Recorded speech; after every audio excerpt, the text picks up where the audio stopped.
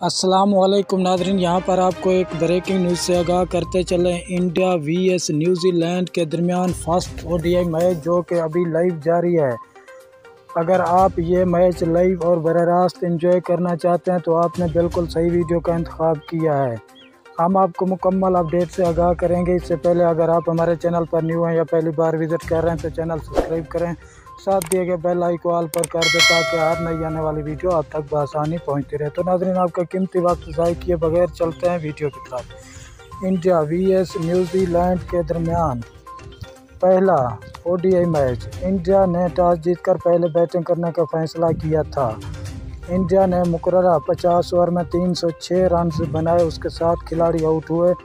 जवाब में न्यूजीलैंड की बैटिंग अभी जारी है। 23 ओवर का खेल ख़त्म हो चुका है। 111 रन पर उसके 3 खिलाड़ी आउट हो चुके हैं।